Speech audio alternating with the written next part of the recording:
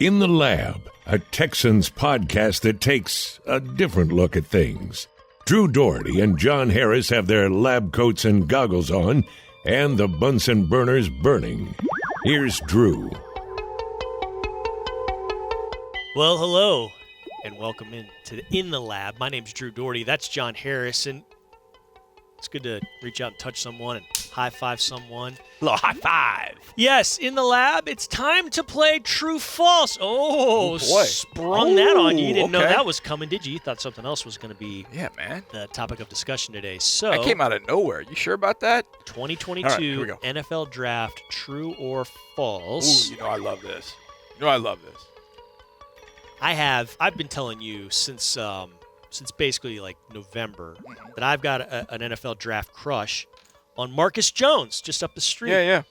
Cornerback. Yeah. He's listed as a corner. He's one of the greatest return men in the history of college football. Mm-hmm. He ended my alma mater's perfect season. He did. SMU was rolling. Yeah. Hadn't lost a game. It was late in the season. Kicked off to him late in the game, and he busted up a tie with a touchdown. He's excellent. I'm really big on him. I like him. I still don't know why your alma mater kicked to him. The ball's in the air, and I'm like, I kind of think it was a mishit. I don't think they were trying to. I think they were trying to kick it out of bounds. He made him pay for it. They just didn't kick it right. Another guy who's really high up on that list now for me, as far as being a draft crush, is one of those combine freaks. Man, he did all the numbers, did all of it, but he's no Mike Mamula or that guy. Is it Dante Mock from Nevada a few years ago? That was really good? Yeah. He's not good one. just good a combine spectacular. He was spectacular there. He backed it up just as much on the field with his tape. He was a Bednarik Award winner, an Outland Trophy Award winner. Oh. Talking about in the middle, he was part of the you're talking big. Talking about the national champions, Georgia, interior defensive lineman Jordan Davis. I'm a huge fan of this guy. Yeah. So when I see his name, it's like there's a big siren going off and lights just flashing. Yeah. I do these mock drafts like a dork like you, Yeah. and we trade them pretty much 3-4 times a week, and every time we send it, we say the Texans got better because, and then we see what happened. We have done that. So I'm looking at one I did yesterday, and I don't think this ever happens. Right. He slipped to 37th, and I snapped him up. I probably would have. I don't know what I was thinking. I probably should have taken him at 13. But let's say this: true or false? Jordan Davis is a top 10 pick. Oh man. Now you thought I was going one way, but I zipped. Yeah, I know. Because you got him at 37. Yeah. No chance. So top 10 is really on the border. When I did my mock for HoustonTexans.com, the one I actually wrote up and did myself when I did every single team, I had Davis going at number 10 to the Jets. Okay. I don't know if the Jets the right spot exactly, but I kind of thought the way he would fit with Quinnen Williams in between John Franklin Myers, I thought that would be a really good fit. And Robert Saleh, coming from the 49ers, they drafted nothing but defensive line dudes. Mm-hmm. You had Joe Douglas, who came from the Ravens. They've been around defensive line dudes. And I could see them looking at Jordan Davis going, all these receivers, no. We're going to win up front. Yeah. They drafted Elijah Vera Tucker last year. It was Mekhi Becton the year before that. I think that was Joe Douglas' first draft. They go into trenches, and so 10 made sense. But if it didn't, I couldn't find a spot for Jordan Davis in that top 10 that made the right sense. So I think it's false. He will not be in the top 10. Now, if you move that to 15 to 17, I think I would say true. I think his landing spot is somewhere between 10 to 17, not number 37, where you got him. Now, if he's sitting there at 37, and I'm Nick Caserio, the first thing I'm doing is I'm grabbing my area scout, my national scouts, and I'm grabbing James Lipford. And this is actually going to happen on Thursday night. I walk into a room and go, why in the holy you-know-what is Jordan Davis still on the board? What's going on? There's something happening. Something's gone on that we didn't find. We had a first-round grade on him and a pretty high one, but we went a different direction. Why is he still on the board? What is it? Do digging. Is there something off the field that we missed or that everybody missed? What's going on? I just can't see him getting to 37. I think once you get in that 10 to 17 range, and I use 17 because that's where the Chargers are. Yeah, and I feel like the Chargers are the Chargers are one. I think the Chargers are close to being one player away. Is it a 345-pound defensive interior stud in between Khalil Mack and Joey Bosa? Well, yeah, when you say it like that, it sounds like it could be. I would love to have Jordan Davis here. And I did, like you, I did one where I worked in trades. So instead of at 3-13, I ended up at 9-17. And I traded with the Chargers. I know. Thinking they'd go up to 13 and get Jordan Davis. They didn't. So when I was sitting at 17, guess who was still there? Jordan Davis. That's why these things are fun, because bananas stuff like that exactly. happens. And, it's always fun to talk about. That would ever 10, I think, is too high. 15 is, boy, it's close. I did one the other day where Aiden Hutchinson fell to the Texans, so I took him, and then I took this guy, Jordan Davis at 13, supercharged the defensive line. Yeah. Okay, another true false. By the time this trade weekend finishes, the Texans will have 5 first-rounders combined in 2023 and 24. Now, listen. You go into this draft with 11 overall picks. This year. 2 of them are ones. Yep. Next year, you have a dozen picks. 2 ones. 2 of them are ones. Right. Year after, you've got 2 ones. You've got yours each of the next 3 years. You've got Cleveland's each of the next 3 years. But what I'm saying is you add to that first-round haul for the 2 years next. So 2023, 2024. There will be 5 combined. True or false? So essentially one added first-rounder. Add a first-rounder through trade. 2023, 2024. Yeah. Now, before I answer this, Mark and I talked about this in All Access on Wednesday night. Because one of the deals both deals that I made, I went from 3 to 9, and then I went 13 to 17. And that's why I'm spicing this in. That's why this is buttressing. Right. I like to use the word buttress. I don't like to use the word buttress as much as our producer Jared Huffey likes to use the word buttress. He loves that word. I think it's originally those things on the sides of cathedrals to kind of keep the cathedrals from falling over. But correct. Buttress in this sense is like adding to it, supporting that argument. Along those lines, I do think there will be additional 2023, 2024 picks of a top 50, top 75 nature. But I don't know that there are going to be first rounders given up to move into this draft. Okay. So, but I do think teams will move or want to move and not have enough in this draft haul to be able to say, hey, we'll give you a second, a third, a fifth to move up. That's not enough. We're going to need something next year. And I think teams are going to be hesitant to move up that don't have a quarterback right now, because 2023 is going to be loaded with quarterbacks. They want to have that first-round pick just in case in 2023.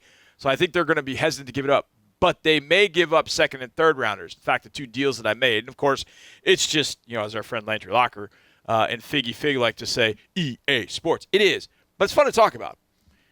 I was able to work the deal from 3 to 9 with Seattle, and to swap those picks, I got a second and third this year, and I got Seattle second and third next year. To go from 13 to 17, I got LA Chargers third this year and a second next year.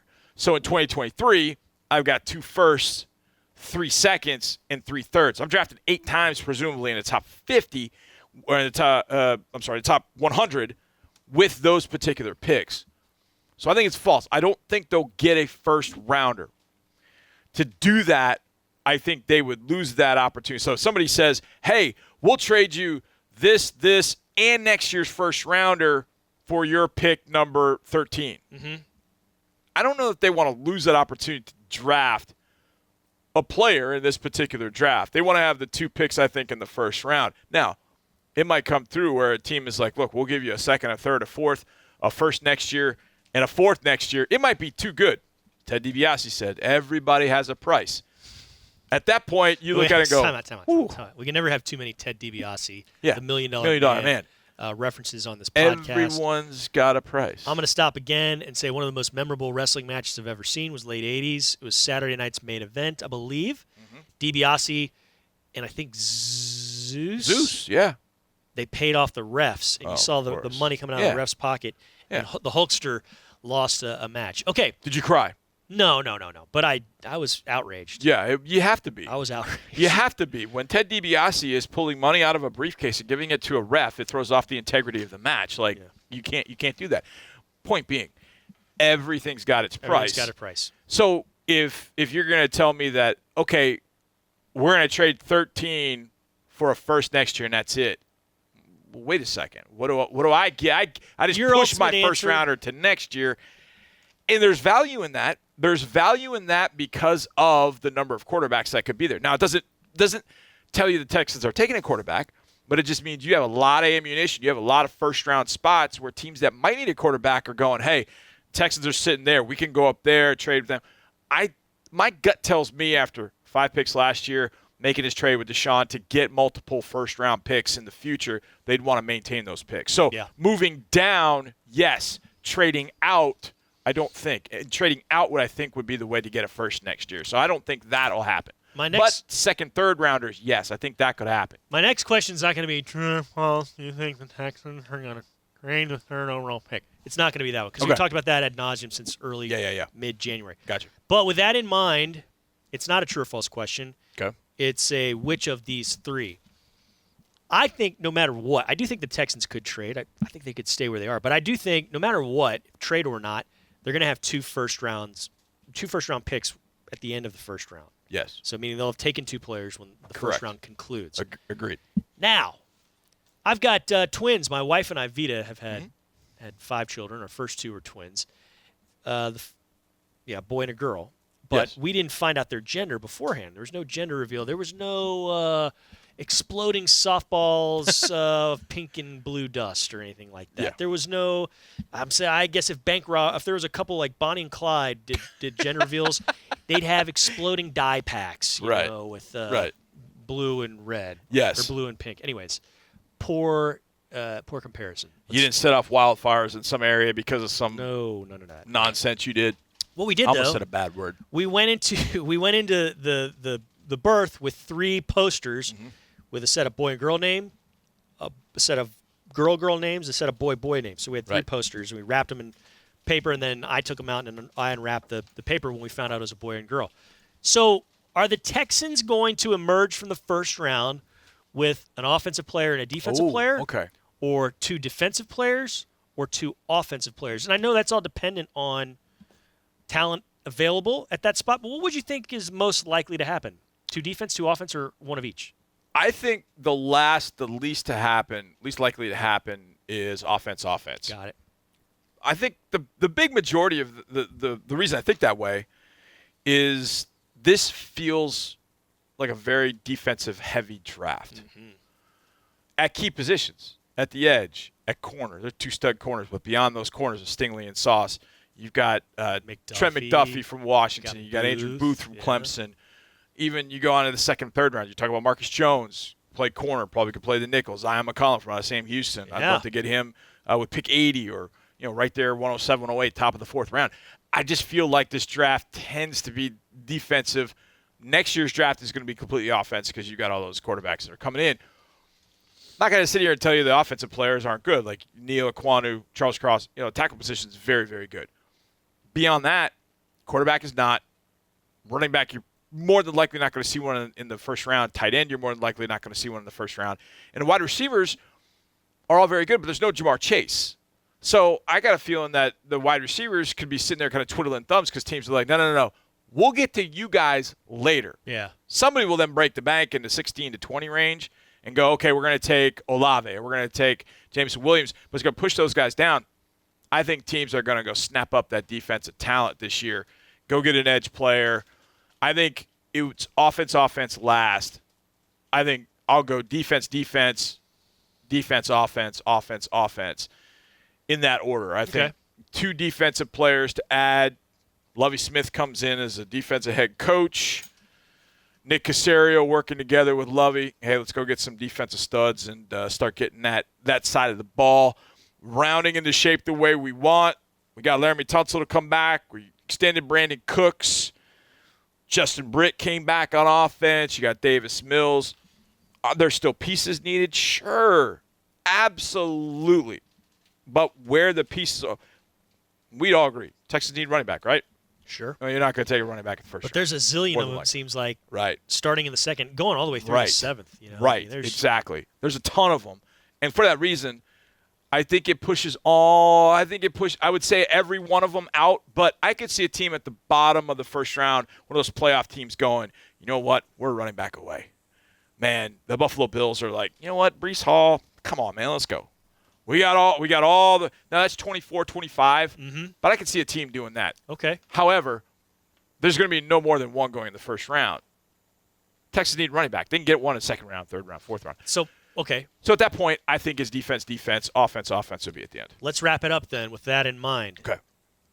By the time the draft finishes, whether the Texans have used all 11 of those picks or dealt some away or added some more, Houston will have emerged with at least a combo of 3 running backs and or receivers. So meaning a running back and 2 receivers, or 3 running backs or 3 receivers, or 2 receivers and a running back. Okay. Not tight ends. I'm not including them, but those 3 skill positions, there's going to be at least 3 of them emerging from this draft. I mean, for the Texans. As soon as you put TE in front of somebody's name, it just creates all kinds of havoc because that position's kind of not really what it's nebulous. Was. Like a guy like, take for instance, we were talking about Romeo Doubs, wide receiver from Nevada. He had a teammate named Cole Turner. Cole's kind of a beanpole, 6'6", 240. Runs really well. I mean, glue sticks for hands. But he's not going to play tight end. He never played tight end. He was playing receiver, but they put TE by his name. Right. He's really a wide receiver. Mike Gesicki's with the Dolphins. When I was calling that game with Mark, I kept saying, we keep calling him a tight end. He's not a tight end. He's a big wide receiver. So, semantics aside, you talked about the mock drafts that we do. Every time I've done a mock draft for the Texans all the way through, no matter whether I had one mock where I had 17 picks because I made a bunch of trades, one that I had 14 picks, every single one, or one where I had 11 picks.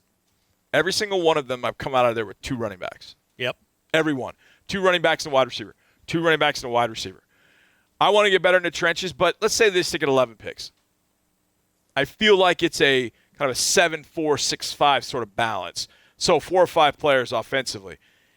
Will 3 of those be playmaking types, running backs, wide receivers? I think so. Partially because the running backs are so different.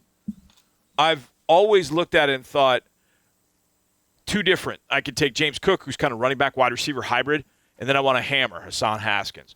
Or I take a Kenneth Walker early, and then I take a Tyler Batty from out of Missouri, who's kind of a third down back, kind of 5'7"-ish, catch the ball in the backfield, make people miss. So I've always had 2 running backs, and I'm pretty sure every single one of them there's been a receiver. There's something else that receiver can do. It can be special teams. Is it a perimeter guy? Is it a slot guy? Is it Calvin Austin from Memphis who put in the slot, make return kicks, that kind of thing? I say 3, yes.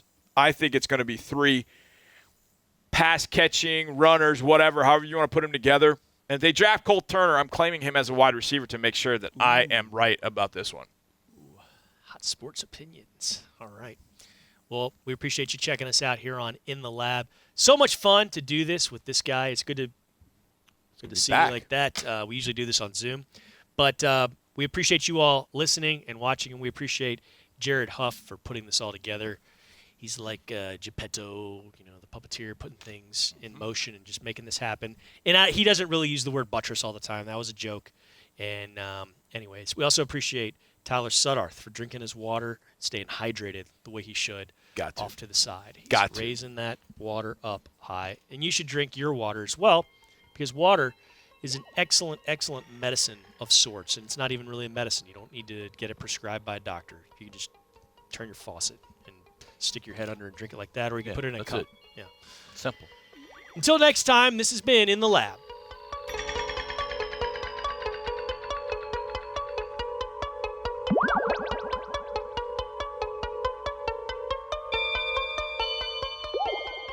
Thanks for watching. Subscribe to our channel and ring the bell to know when we post new content.